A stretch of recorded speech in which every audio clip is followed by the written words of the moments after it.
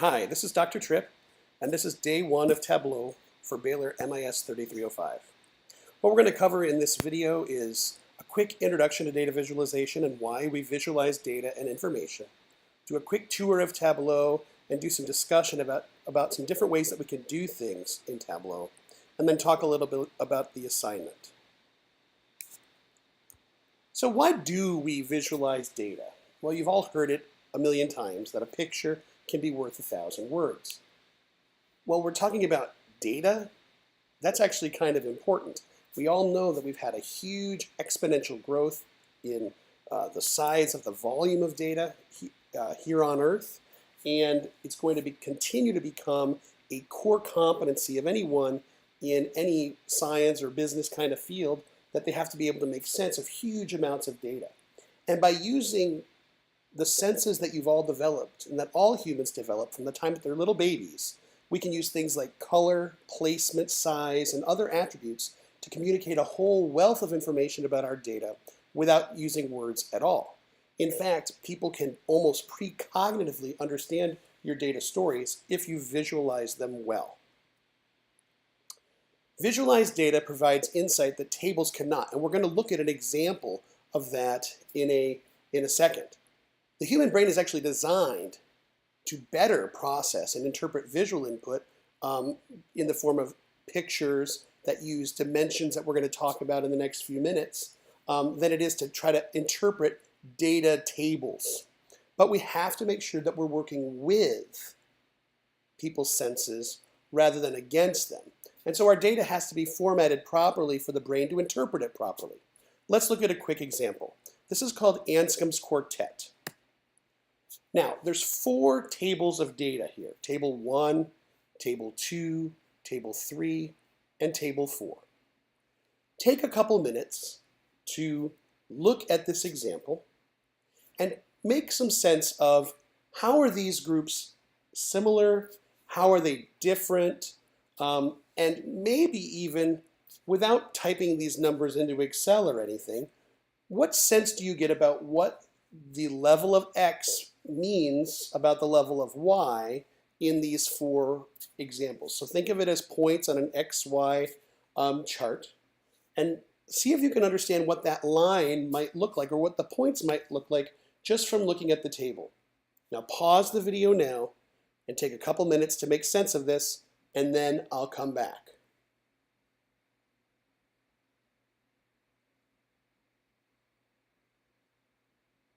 Okay, so hopefully you took a moment to make sense of this rather than just waiting for me to start again, because it's really important that you take that time to do it. So if you haven't done that, do it now.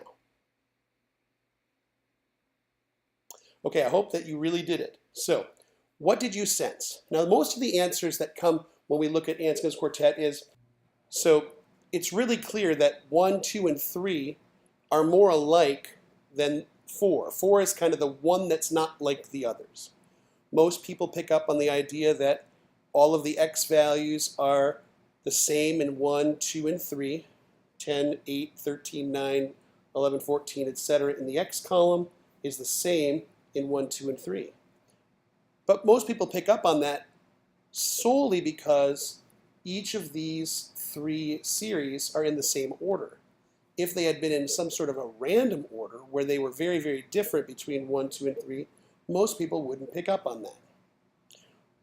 Everybody's kind of over here in 4 saying, we don't really know what's going on, 8, 8, 8, 8, 8, 19. So that most people say, oh, that's probably an outlier, which it probably is. And then most people kind of say that they think that 1 is more linear maybe than 2 or 3, but they don't really get much deeper than that.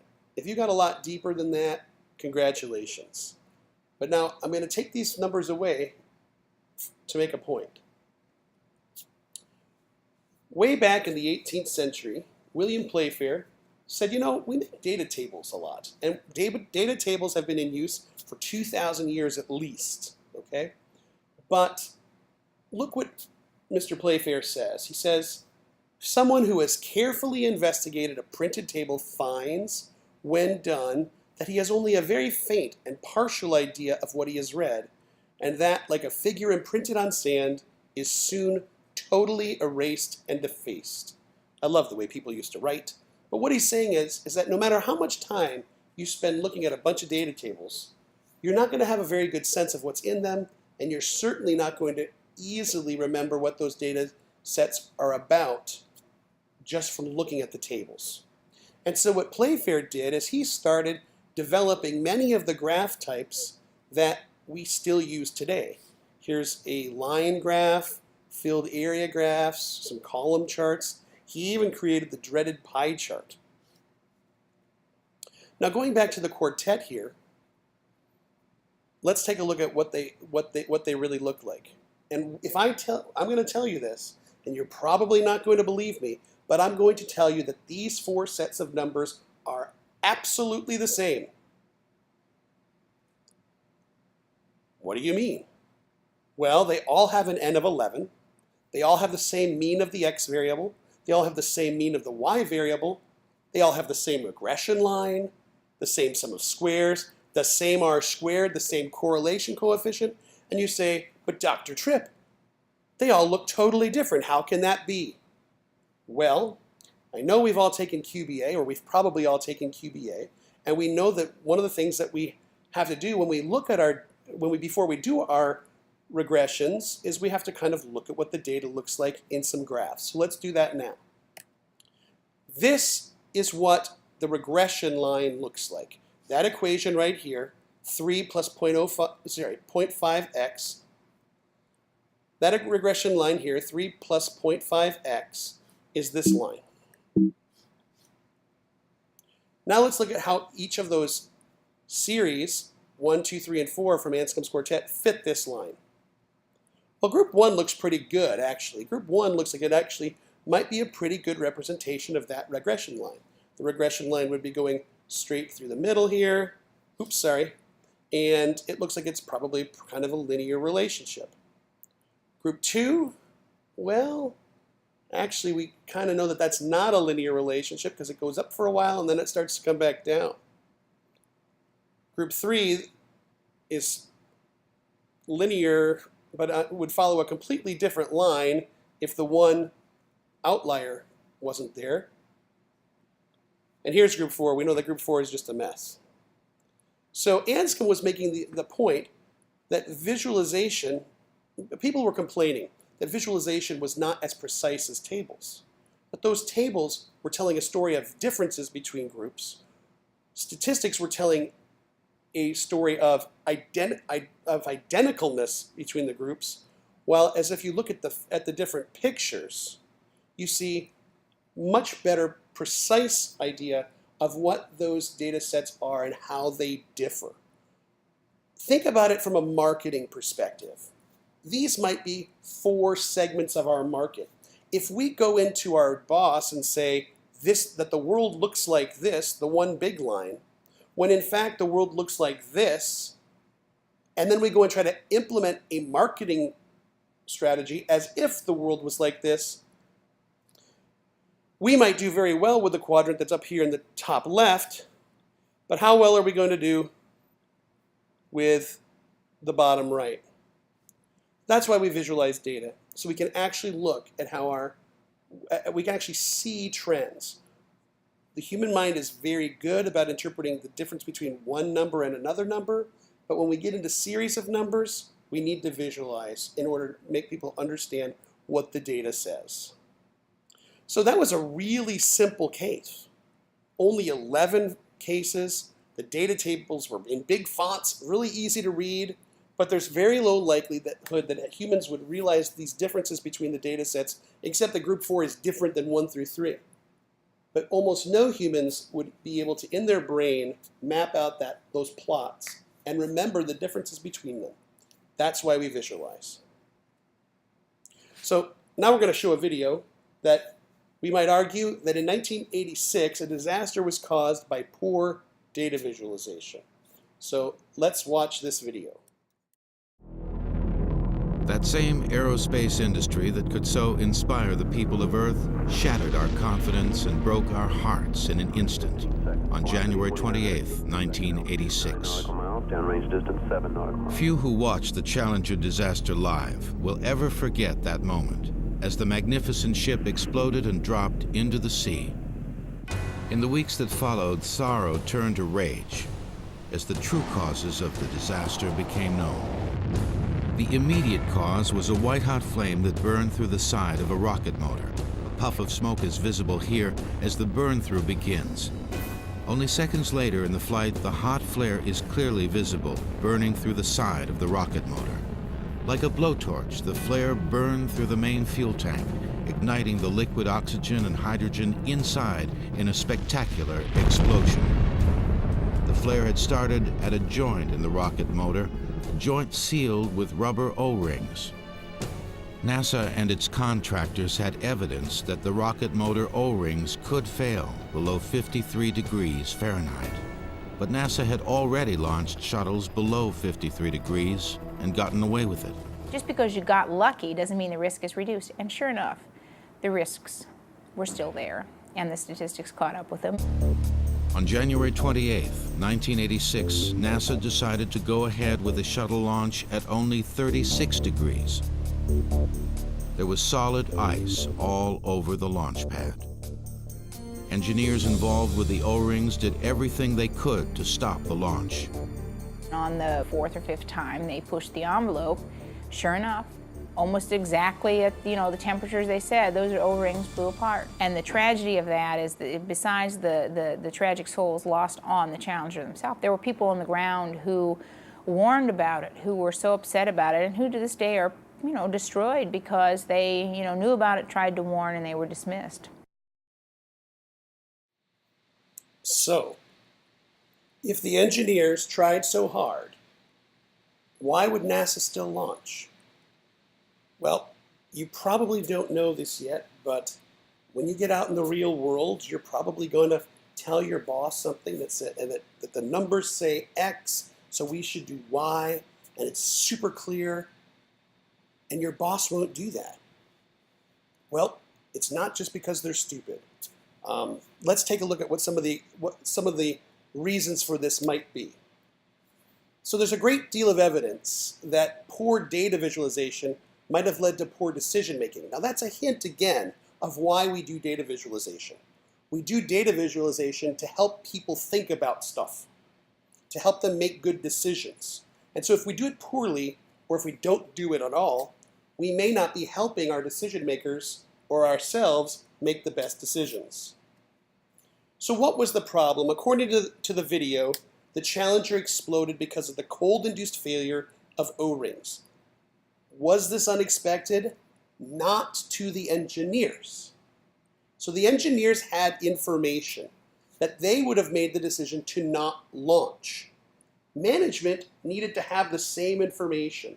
So somehow the engineers had to get management to have the same information and make the same decision that they would have, but they did not. Management overruled them. Let's look at some more information. So this happened on January 28, 1986. I remember this day. I was in 11th grade, and I was in English class when another student walked in and said the space shuttle blew up, and then, of course, nobody did any more school that day. Now, it wasn't like the engineers had constantly been saying, don't launch, and they still launched and everything was okay. In fact, this was the 25th launch, and the engineers had never said, don't launch. So this wasn't a Chicken Little kind of thing. So there's lots of explanations that have been put forward. The statisticians say that it demonstrates the importance of risk assessment and fitting statistical models, but they didn't have any data for 36 degrees. And one of the things if you haven't learned it yet, in statistics you're going to learn is that if you don't have data for a particular point, your model, which might be accurate at some other set of points, cannot be interpolated to those points. So the statisticians may be right that we have to do better risk assessment, but unless we have data, we can't fit statistical models to it. Sociologists say that it's a symptom of structural history and conformity to norms, and it was an organizational norm that we launched. The weather doesn't keep us from launching. Unless there's lightning, we launch. Management schools say, well, it's a case for reflection about groupthink, political pressure, and failure to communicate. There was a lot of political pressure. At this point in the Space Shuttle program, it was beginning to develop a reputation for being for having a lot of canceled flights and not being very reliable. And so there was a lot of political pressure on them to launch. And engineering texts say, well, it's the awful consequences when heroic engineers are ignored by villainous administrators. It's always the pointy-haired boss who's the problem. But now, so the first 24 launches were successful. So the real cause, it was the O-rings, but that was the direct cause. But the proximate cause was the inability for those engineers to convince management that there was a link between temperatures and O-ring failures. So this is Roger Bosley. He was on TV for years after the Challenger disaster, and he knew all about this. He was in charge of the engineers who made the no launch decision. He knew that rubber O-rings became more and more hard exponentially with cooling, so they were less and less resilient as they cooled. They had some experimental data. They also did have a history of O-ring failures during cold weather, although they had never launched at 36 degrees. Now they had some problems with their presentation. The 13 slides that they presented are actually attached to this deck as Appendix A, so you can look at it on your own time. But they had 13 slides. Now again, remember the relationship that they're trying to show. Cold causes more O-ring failures. So think about this. Of the 13 slides, 6 contained no data about either of those data points. 6 others contained information about either temperature or O-ring failure, but not the relationship between them. So of the 13 slides, only 1 slide had both of those data points on the slide. And we have to be a little bit forgiving because this was before the days of Excel, PowerPoint, etc. These poor engineers were up against a countdown clock, and they were grabbing stuff from binders and trying to throw together a presentation with what they had. So we have to be a little bit gracious on that. Whereas today we would just grab what we needed on the computer, slice and dice it, and put it up, and we'd have the information. So let me ask you this question. What insight can you gain about temperature leading to O-rings in this table? More importantly, if you were a manager, could you make a decision? Put yourself in NASA management's shoes as you look at this. The President of the United States has a big block of time in his calendar today to call the space shuttle astronauts on the phone once they get into space because the first school teacher in space was on this launch. So they know the president's waiting to call. If you're a manager under significant political pressure to launch, to be shown as NASA knows what it's doing, we can launch when we schedule, which of these rows of this data are you probably going to immediately gravitate toward and say, they might be right that O-rings fail at cold temperatures, but if I'm the manager under a lot of pressure, I might be gravitating toward flight number 22. 2 failures at 75 degrees. Sure, there were 3 failures at 53 degrees, but there was 1 failure at 70. There's at least as many over 75 as at 53. And that's the kind of thought process that if you're under pressure to launch, you're going to be going through. Now, you might say, well, they didn't sort it right. And again, remember, this is before the days of Excel. So let's sort it now. And while we do see a lot of failures up here, again, if I'm a manager, I'm saying, well, you've got 6 failures under 63 degrees, and you've got 4 failures over 70 degrees. I'm not really seeing a relationship, a trend, right? So putting yourself in their shoes, could you have made a decision to buck all of this political pressure to launch from this data? I'm not sure I could. So if you threw it into Excel, this is what it would look like. This is just line graphing the data points. And I still can't make a decision. I'm still kind of looking at these over here. Data points aren't much help. I could run a regression, right? And here we go. A line. It's not perfect, again, because it's just the way we threw this data into Excel, right? But At least now we're kind of seeing a trend, but here's 53 degrees. 36 is way over here, off the screen. Also, there's a problem with our regression because once we hit 80 degrees, we somehow have negative failures. A man named Edward Tufte, who we won't really talk about in this class, but he developed this presentation, which was meant to illustrate that we are way out of the realm of what we know. And maybe the engineers could have taken a graph like this, if they'd had time to make it, taken a graph like this, added that resiliency curve about the physics of resiliency, and perhaps made a very compelling argument for it. Again, they didn't have access to the tools that we have now. They couldn't have created this in the time that they had.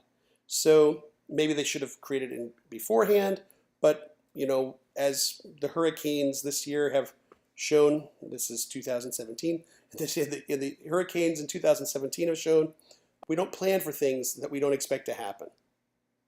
So, whether or not we're going to be dealing with life or death situations, data visualization is important for us to help people understand what our data says and to help them make sense of that data, to help them think about that data, and to help them make decisions that that data leads them to.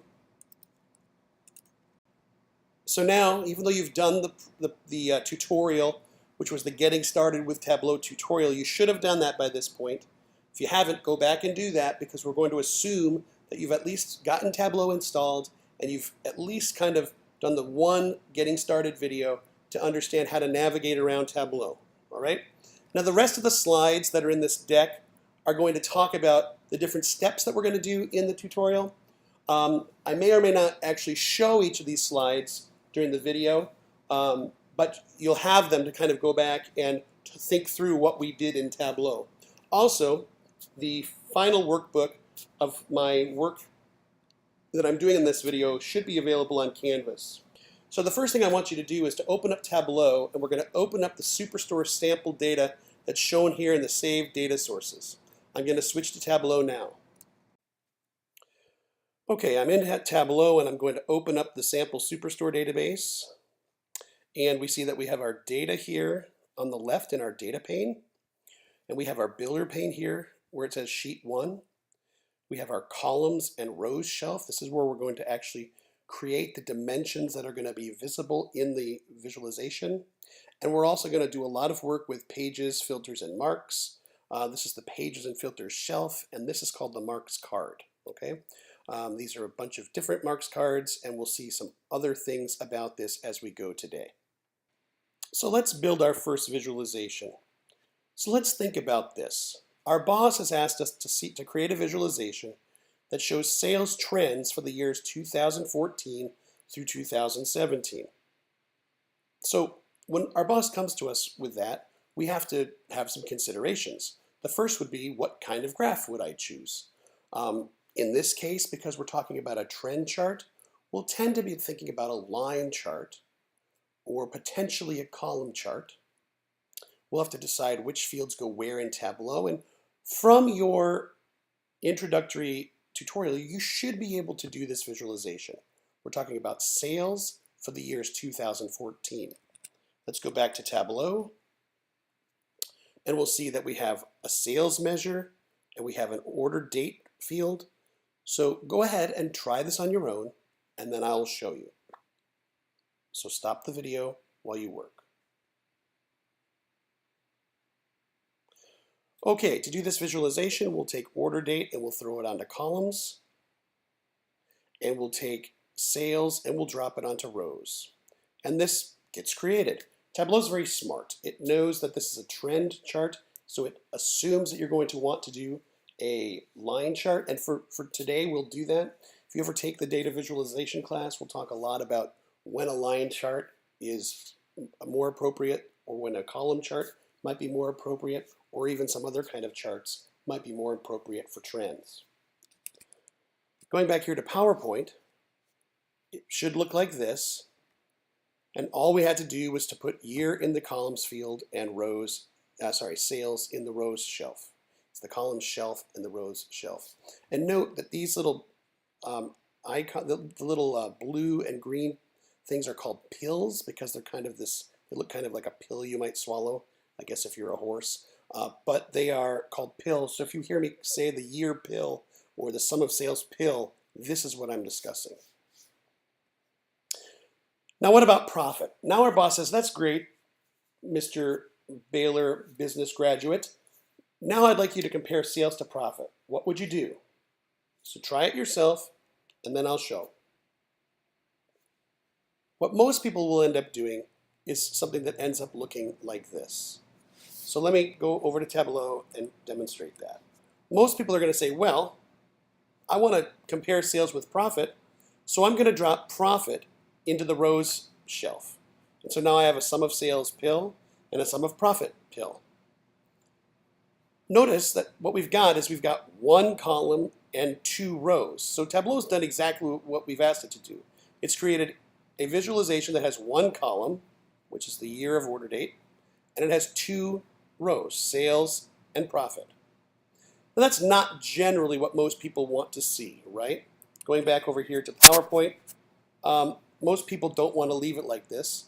Most people, oh, and let me just note real quickly, note that now, let me go back to Tableau, there's multiple areas on the marks card.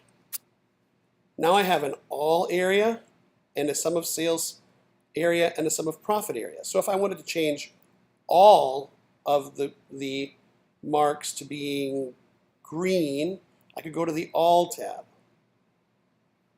I switched it back to blue though. But if I wanted to change just one to maybe a column chart, I would go choose sum of profit, and I could choose bar, and now I'm only working on this one. So be very careful where you're working when you start working in the marks card. I'm going to undo and get right back to where we started. All right? Now most people would say, well, this is simple. You just make this a dual axis, and that's what you've probably done in Excel. And to do this, if you notice here from the picture, we'll click on the drop down of sum of profit and choose dual axis. I'll go over to Tableau and do this now. I'm clicking on the drop down for the sum of profit pill, and I'm choosing dual axis. And now we have what most people would probably be used to seeing in Excel, is we've got one y-axis, we've got another y-axis. But what are the problems with this visualization?